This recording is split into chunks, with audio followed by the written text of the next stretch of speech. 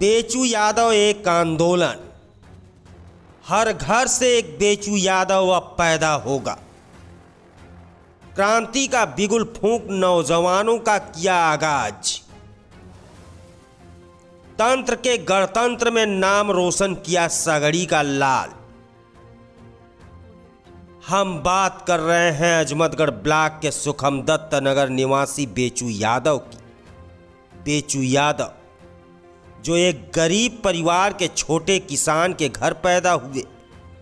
आर्थिक हालत बहुत ही खराब थी। इनके पिता का नाम तपेश्वर यादव, माता मोती रानी देवी है। बेचू यादव दो भाई हैं, जिसमें बड़े भाई रामदेव यादव प्राइवेट जॉब करके किसी तरह परिवार का भरण पोषण कर रहे थे। बेचू यादव जब इंटरमीडिएट में 3 किलोमीटर पैदल चलकर स्कूल जाते समय चट्टी चौराहों पर अन्याय और भ्रष्टाचार की बातों की चर्चा करते लोगों से सुनते थे कि बहुत बड़ा अन्याय उस व्यक्ति के साथ हुआ, लेकिन उसके साथ कोई खड़ा नहीं हुआ। इन सब बातों को लेकर बेचू यादव के मन में अन्याय और भ्रष्टाचार से लड़ने की भावना उद्वेलित होती रही, लेकिन वह लाचार थे कि आखिर हम लड़ाई कैसे लड़ें, कहां से शुरू करें। यह उनकी समझ में नहीं आ रहा था। दृढ़ इच्छा शक्ति का अपार भंडार इनके दिल में था, लेकिन कोई प्लेटफॉर्म नहीं मिल पा रहा था। सन 2000 में एक गैर राजनीतिक संगठन भारत परिषद के पदाधिकारी त्रिभुवन नाथ तिवारी ने बेचू यादव को अजमतगढ़ ब्लॉक का अध्यक्ष बनाया। बेचू यादव ने अध्यक्ष बनने के बाद भारत परिषद के राष्ट्रीय अध्यक्ष चंद्रभूषण पांडे, जो हाई कोर्ट के पूर्व जज एवं राज्यपाल मोतीलाल बोरा के कानूनी विधिक सलाहकार रहे, उनसे लखनऊ जाकर मुलाकात करके अन्याय और भ्रष्टाचार से कैसे लड़े, यह जानकारी देश रक्षक की ट्रेनिंग में लेकर घर वापस आए और फिर शुरू हुई क्रांति। आज के 19 वर्ष पहले बेचू यादव ने विद्यालय, अस्पताल, आंगनवाड़ी, कोटेदार, प्रधान, थाना, तहसील, ब्लॉक, हर जगह व्याप्त भ्रष्टाचार के खिलाफ आंदोलन छेड़ दिया। अधिकारी कर्मचारी सभी परेशान होने लगे। जनता ने बेचू यादव के पीछे कारवां बना दिया। जहां भ्रष्टाचार की बात आती, भारत परिषद संगठन खड़ा होकर न्याय दिलाने के लिए अधिकारियों कर्मचारियों को मजबूर कर देता। गरीब बेसहारा लाचार जनता, जिसकी न कोई नेता सुनता था, न मंत्री सुनता था और न ही गांव क्षेत्र के जिम्मेदार लोग, ऐसे लोगों को सगड़ी के देवता के रूप में बेचू यादव को पाकर उनकी आंखों में आंसू बंद हो गए। उन्हें भरोसा हो गया कि जब हमारी कहीं सुनवाई नहीं होगी तो बेचू यादव हमारे साथ खड़ा होकर हमें न्याय जरूर दिला देगा। यह विश्वास सगड़ी की लाचार जनता को हो गया। बेचू यादव के एक आह्वान पर सैकड़ों लोग उनके पीछे चल देते थे। अगर अधिकारी कर्मचारी न्याय देने में थोड़ा आनाकानी करते थे, वह तुरंत तहसील, ब्लॉक, थाना व जिले पर अनशन शुरू कर उस पीड़ित को न्याय दिलाकर ही दम लेते थे। आपको सगड़ी तहसील का ही कुछ उदाहरण देता हूं। जब हरैया ब्लॉक के करेला निवासी रामनाथ गुप्ता भूमिहीन व्यक्ति के खिलाफ नवीन पर्ती की भूमि पर कब्जा मकान बना लेने पर तहसीलदार सगड़ी ने बेदखली का आदेश व जुर्माना लगा दिया था। अंत्योदय कार्ड नहीं बना था। उसकी जमीन पर दबंगों द्वारा उसके दरवाजे पर गोबर का ढेर लगा दिए थे। वह व्यक्ति मानसिक गुलामी में जी रहा था, लेकिन गांव क्षेत्र के जिम्मेदार लोग कभी भी रामनाथ गुप्ता का दुख दर्द नहीं सुने। अधिकारियों के यहाँ चक्कर लगाते लगाते थक हार चुका था। किसी के बताने पर वह बेचू यादव से मिलकर अपना दर्द सुनाया। बेचू यादव ने दूसरे दिन ही सगड़ी तहसील के उप जिलाधिकारी कार्यालय के समक्ष पीड़ित को अनशन पर बैठा दिया और खुद उसके समर्थन में आ गए। यह अनशन 15 दिन तक चला। अंत में अधिकारी हार मानकर रामनाथ गुप्ता को तत्काल प्रभाव बेदखली व जुर्माने को वापस लिए। खंड विकास अधिकारी हरैया अनशन स्थल पर जाकर राशन कार्ड दिए और रामनाथ के दरवाजे पर रखे घूर को नायब तहसीलदार सगड़ी ने मौके पर जाकर हटवाया। दूसरी घटना महाराजगंज ब्लॉक के मोतीपुर गांव निवासिनी फुलमतिया पत्नी बबली की है। भूमिधरी की जमीन को दबंगों द्वारा जबरन कब्जा कर लिया गया। फूलमती ने जिला अतिरिक्त मजिस्ट्रेट आजमगढ़ के यहाँ प्रार्थना पत्र अवैध गुंडागर्दी से जमीन कब्जा करने के संबंध में दिया। मजिस्ट्रेट ने एसडीएम सगड़ी को जबरदस्ती कब्जे की भूमि पर पुलिस बल के सहयोग से कब्जा फूलमती को दिलाकर अवगत कराने का आदेश दिया, लेकिन अधिकारी की दबंगों से मिलीभगत होने के नाते कब्जा नहीं कराया गया और फिर बाद में दबंगों ने कोर्ट से स्टे लाकर एसडीएम को दे दिया। फूलमतिया अपनी जमीन को लेकर गांव क्षेत्र के जिम्मेदार लोगों के यहाँ गुहार लगाती रही, लेकिन कोई भी उसका आंसू पोंछने नहीं आया। किसी के बताने पर वह बेचू यादव से मिली और बेचू यादव ने उसे सगड़ी एसडीएम कार्यालय के सामने अनशन पर बैठा दिया। अंत में हार मानकर एसडीएम ने महाराजगंज थानाध्यक्ष को बुलाकर विवादित भूमि को सुपुर्दगी में दिया व कब्जाधारी के खिलाफ एफआईआर दर्ज करने का आदेश दिया। पूरी जांच रिपोर्ट जिलाधिकारी महोदय को देने की बात पर लिखित समझौता हुआ था। एसडीएम सगड़ी ने फुलमतिया को दूध पिलाकर अनशन खत्म करवाया था। तीसरी घटना अजमतगढ़ ब्लॉक के कोकिल पार की है। सोमारी चौहान के दरवाजे पर स्टे के बावजूद विपक्ष पक्की चारदीवारी बहुत ऊंची मारकर कब्जा कर लिया। सोमारी के पति पूर्व में मर चुके थे। लाचारी और बेबसी के चलते दबंगों ने कब्जा कर लिया। वह गांव क्षेत्र व नेता मंत्री अधिकारी सबके यहाँ दौड़ लगाकर अपनी गुहार लगाती रही, लेकिन कोई मदद करने को तैयार नहीं हुआ। फिर सोमारी चौहान ने बेचू यादव से अपना दुखड़ा सुनाया तो उसे भी एसडीएम सगड़ी के समक्ष अनशन पर बैठा दिया गया। अनशन 18 दिन तक चला, लेकिन अंत में हार अधिकारियों व प्रशासन की हुई। न्याय सोमारी चौहान को मिल ही गया। जीएनपुर कोतवाल ने आदेश के बाद सफाई कर्मियों को पकड़कर पूरी चारदीवारी ध्वस्त कराकर एक एक ईंट विपक्ष के दरवाजे पर फेंकवा दिया और अनशन समाप्त करवाया। इस तरीके से सगड़ी के लाल बेचू यादव ने सैकड़ों लोगों को न्याय दिलाया, दर्जनों अधिकारियों को रंगे हाथ गिरफ्तार करवाया, जेल की सलाखों में डलवाया। बेचू यादव जैसे हर घर में एक एक बेचू यादव पैदा हो जाता तो अन्याय व भ्रष्टाचार करने की कोई हिम्मत नहीं कर पाता। समय बीतता गया। बेचू यादव के 2 लड़के व 2 लड़कियों की आर्थिक तंगी के चलते पढ़ाई बाधित होने लगी तो मजबूरन सेवा का भूत उतरने लगा। आर्थिक जीविका उपार्जन हेतु इलाहाबाद बैंक का ग्राहक सेवा केंद्र चलाने लगे, लेकिन फिर भी समय मिलने पर समाज सेवा का काम करते रहते हैं। अभी पिछले महीने में सगड़ी के देवारांचल क्षेत्र में भीषण बाढ़ आई थी। उस समय नाव पर सवार होकर गांव-गांव पीड़ित परिवार से मिलकर उनकी समस्याओं को सुना था। नाव की कमी को देखकर अजगरा निवासी मंगल यादव, प्रभुनाथ यादव लालसा को एक नाव बनाने के लिए 30,000 की सहायता की। देवारा खास राजा के सैकड़ों लोगों को घाघरा नदी में घर व खेत समाहित हो गया है। ऐसे परिवारों को घर घर जाकर भेंट कर तिरपाल वितरित किया था। इस समय सबसे जबरदस्त आंदोलन बेचू यादव का गांव सरकार पर चल रहा है।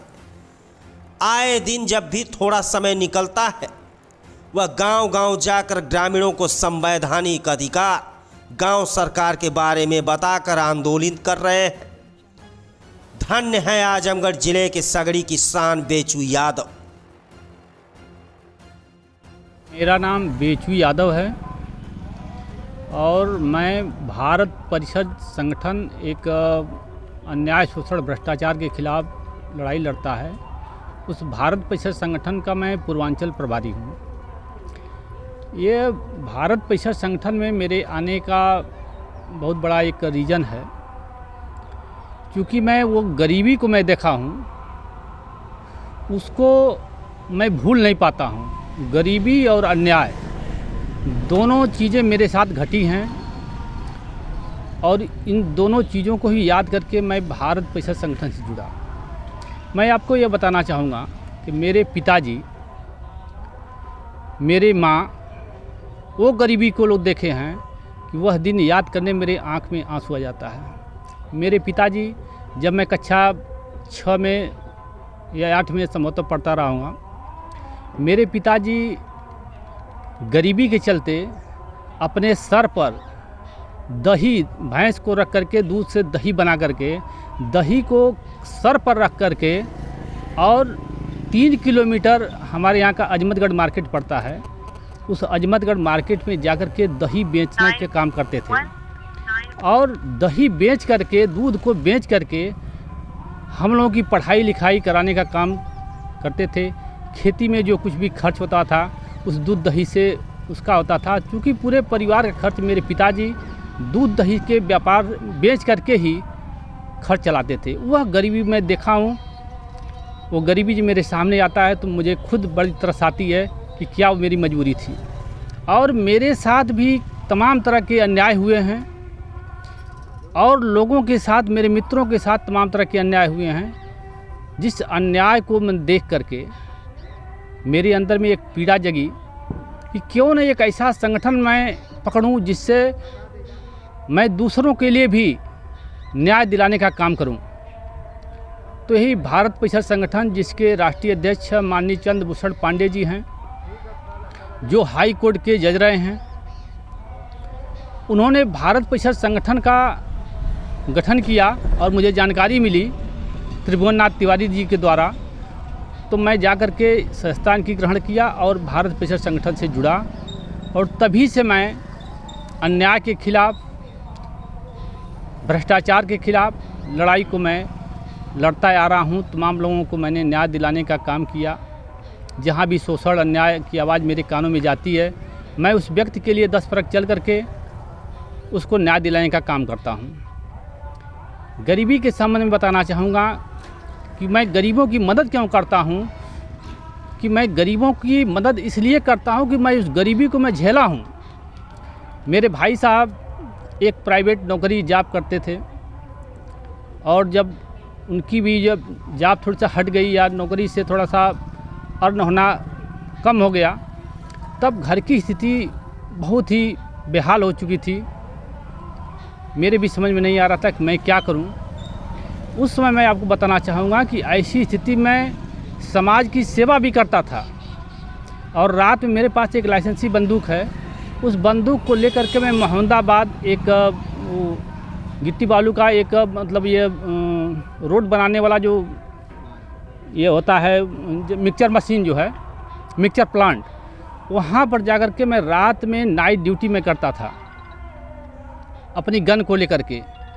और दिन में आकर के लोगों की समस्या को लेकर थाना, तहसील, ब्लॉक पर मैं चलने का काम करता था। मेरे घर के लोग भी नहीं जानते थे कि मैं रात को मैं कहाँ जाता हूँ। लेकिन मैंने ईमानदारी के लिए कि मैं दूसरों से एक कप चाय भी ना पीऊँ, दूसरे से 1 रुपया मैं कमीशन भी ना खाऊँ, इसलिए मैं रात को ड्यूटी करता था और सुबह में आकर के 10 बजे के बाद पब्लिक की सेवा भी करता था। उसके बाद मैं जब वहाँ से हट गया तो मैं पेपर साइकिल, मेरे पास एक पुरानी साइकिल थी, उस साइकिल से मैं जीएनपुर से हाकर का काम करता था। अखबार को लेकर के मैं जीएनपुर से आँखीपुर और चौको बाज़ार तक मैं अखबार बेचने का मैं काम किया हूँ। सुबह मैं 4 बजे उठता था और 11 बजे मैं घर आकर के जो है कि ब्रश करके मैं स्नान ध्यान करके फिर पब्लिक सेवा में करता था। इसलिए मैं गरीबी को जानता हूँ, गरीबी को मैं जानता हूँ, अन्याय को मैं जानता हूँ, कैसे अन्याय लोगों के ऊपर होता है और क्या चीज़ गरीबी होती है। इसलिए मैं गरीबों का साथ देता हूँ, गरीबों के साथ रहता हूँ, गरीबों के ऊपर उठाने की बात मैं सोचता हूँ और अन्याय के खिलाफ लड़ाई को लड़ने का काम करता हूँ। ये मेरा क्रम चल रहा था। तमाम अधिकारियों, कर्मचारियों को मैंने पकड़वा करके जेल की सलाखों में डलवाया। अभी आपका सगड़ी तहसील का ही आप एक देख लीजिए कि यहाँ पर एक लेखपाल साहब, उनको भी रंगे हाथ गिरफ्तार करवा करके जेल की सलाखों में डलवाया। रामजी यादव दरोगा, लाटगढ़ चौकी इंचार्ज, इनको भी पकड़वा करके जेल की सलाखों में डलवाया। एक आपका उसी जगह पीएन पांडे जेई था जो ट्रांसफार्मर जलने के नाम पर पैसा मांग रहा था, उसको भी पकड़वा कर मैंने जेल के अंदर डलवाया। यानी तमाम पूरे पूर्वांचल में दर्जनों अधिकारियों को मैंने जेल की सलाखों में रंगे हाथ गिरफ्तार करवा करके उनको अंदर करवाया।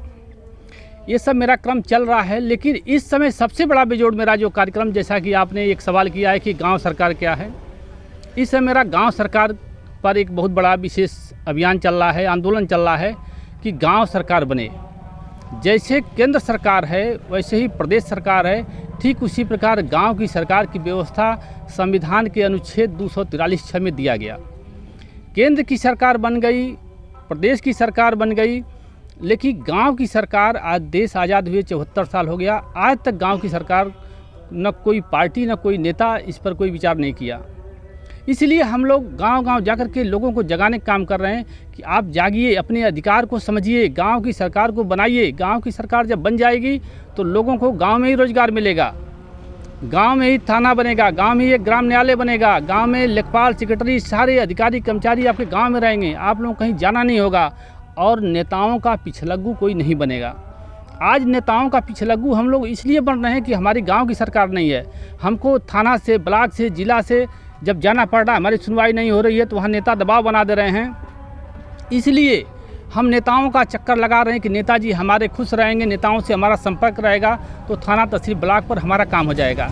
लेकिन जब गांव की सरकार हमारी बन जाएगी तो गांव में ही जब हमारा न्यायालय हो जाएगा, गांव में जब हमारा थाना हो जाएगा, गांव में हमारा ब्लॉक, हमारे गांव में सारे कर्मचारी, अधिकारी हमारे मौजूद रहेंगे, तो हम नेता के पीछे क्यों भागेंगे?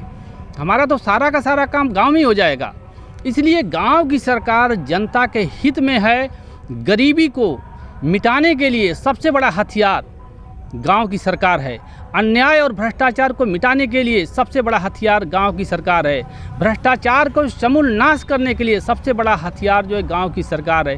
पूरी पारदर्शिता लाने के लिए सबसे बड़ा हथियार हम लोगों का गांव की सरकार है। इसलिए मैं गरीबी, अन्याय, भ्रष्टाचार से हर चीज़ मैं समझ करके इस गाँव सरकार के मुद्दे को मैं उसको उठा रहा हूँ। CV पांडे जी, जो चंद्रभूषण पांडे जी, जो राष्ट्रीय अध्यक्ष हम लोगों के हैं, उन्होंने गांव सरकार का मुद्दा हम लोगों को बताया, हमारे समझ में आ गया। मैं जनता के बीच में उसको ला रहा हूँ, गांव सरकार बने। यही मैं जनता से भी अपील करता हूँ कि असली आज़ादी, गुलामी के बाद आज़ादी तो हम लोगों को मिल गई, लेकिन आज़ादी के बाद भी आज हम गाँव वाले गुलाम हैं।